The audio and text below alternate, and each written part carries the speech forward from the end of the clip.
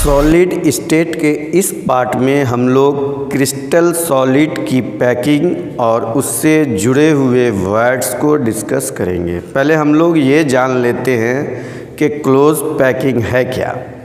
Close packing in crystals refers to space efficient arrangement of constituent particles in a crystal lattice.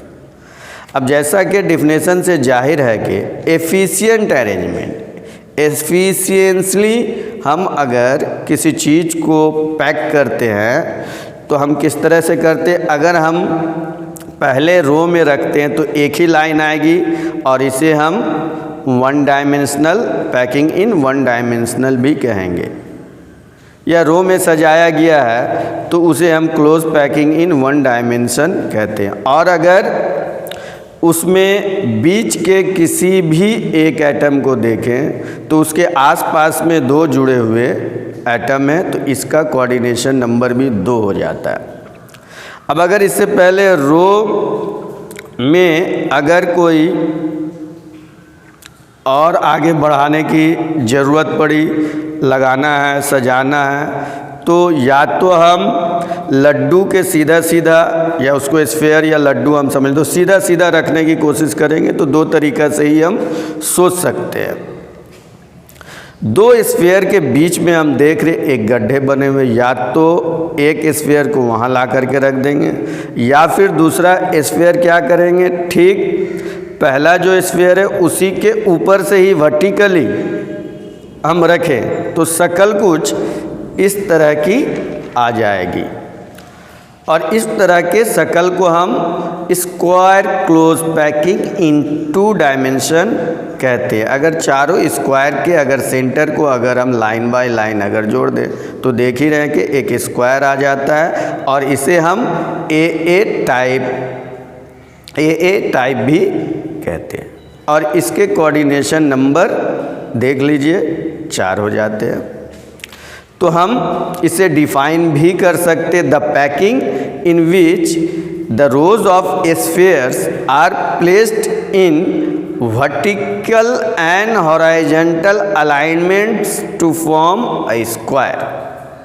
या तो vertical या horizontal में लगा करके अगर हम ऐसा अरेंजमेंट करें जिससे एक स्क्वायर की फॉर्मेशन होती है तो उसे हम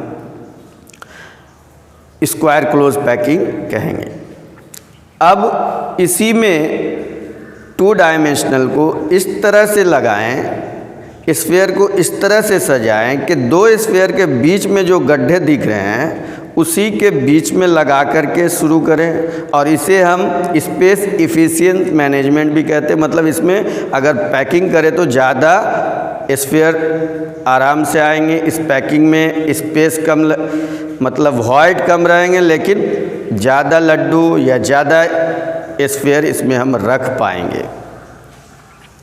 तो अगर वहाँ अगर रखना, अगर शुरू में एक शक्ल हम देख रहे हैं तो बीच के एटम को 6 एटम घिरे हुए हैं और ये एक हेक्सागन का रूप देते हैं, इसलिए इसे हम हेक्सागोनल क्लोज पैकिंग इन 2 डायमेंशन भी कहते हैं या ए बी टाइप भी कहते हैं। इसे हम इस तरह डिफाइन कर सकते हैं, the packing in which the spheres in the second row are located in the depression of the first row। अब इस पैकिंग के ऊपर अगर स्फेयर को रखेंगे तो वो भी फिर 2 तरीके से होगा।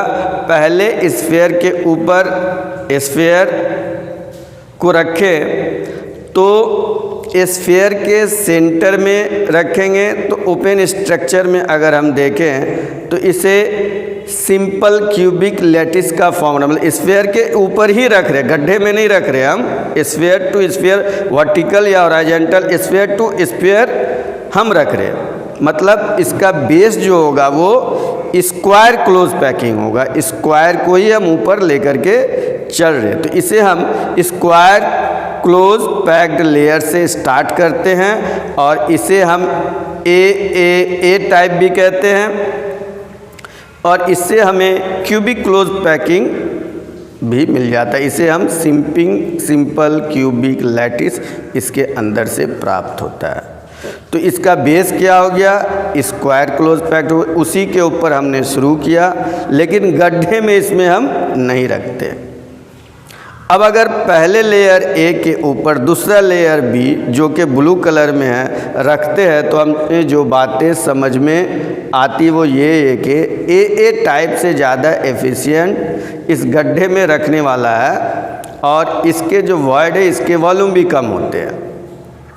तो राइट हैंड में जो हम देख रहे हैं तीसरे लेयर को छोड़ करके बीच वाले पर अभी हम लोग डिस्कस करते हैं कि इसमें क्या हो रहा है। इसमें दूसरा लेयर जो है, दूसरे लेयर को अगर हम देखें जो रखने का दो तरीका है।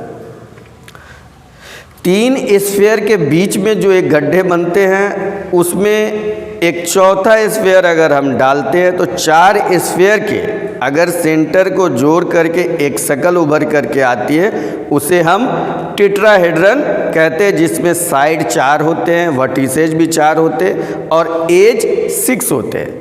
तो उसमें जो एक वॉइड बन जाती है, बीच में कुछ खाली जगह छूट जाती है, उसे हम टेट्राहेड्रन वॉइड कहते हैं। तो इसे हम डिफाइन कर लेते हैं। A tetrahedron void is formed when one sphere or particle is placed in the depression of the 3 particles or sphere.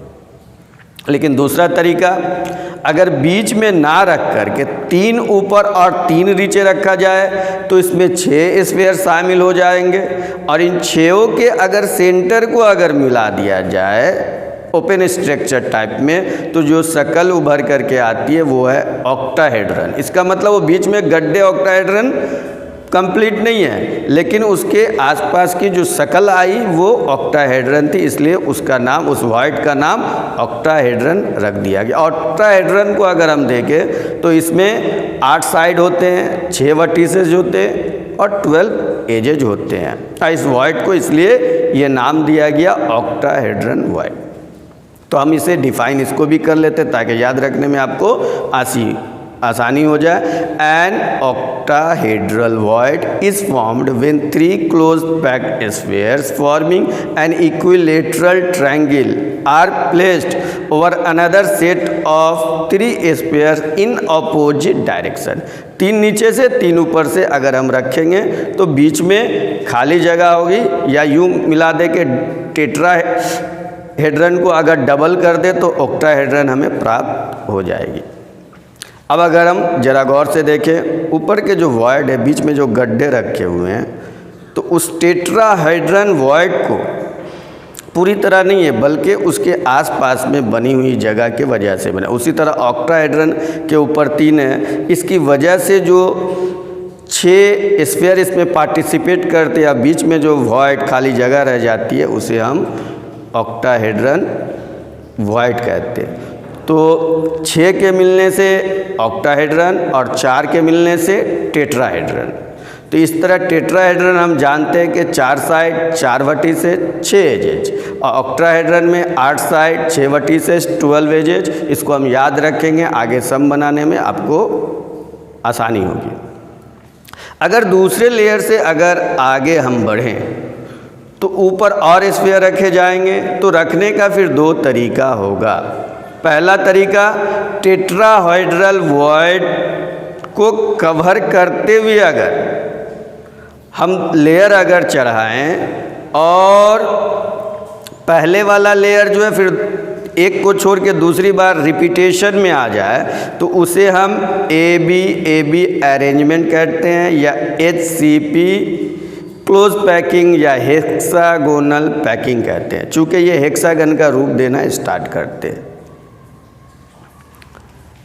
जो कि बाएं तरफ दिख रहा है। अब अगर दूसरे तरीके को हम बात करें तो एक सजावट ये भी अरेंजमेंट हो सकती है कि ऑक्टाहेड्रल वॉइड को कवर करने के लिए हम अरेंजमेंट अगर करें तो पहला अगर ए है तो दूसरा फिर अलग बी होगा, फिर सी, लेकिन उसके बाद फिर वही सेम रिपीटेशन स्टार्ट हो जाती है। तो इनके अगर सेंटर को जोड़ करके अगर हम देखें तो जो शक्ल उभर करके आती है वो क्यूबिकल शक्ल होती है, इसलिए इसे हम क्यूबिक क्लोज पैकिंग कहते हैं, इसे सीसीपी भी कहते हैं। और ये फेस सेंटर्ड जैसे होते हैं, इसलिए इसे एफसीसी भी कहते हैं।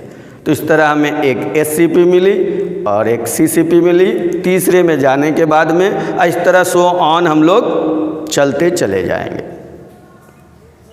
तो एग्जाम्पल के तौर पर अगर हम लोग देखें तो एग्जाम्पल एचसीपी में हेक्सागोनल में मॉलिब्डेनम, मैग्नीशियम, जिंक इस तरह आ जाते हैं, और सीसीपी और एफसीसी में आयरन, निकेल, सिल्वर, गोल्ड वगैरह आ जाते हैं।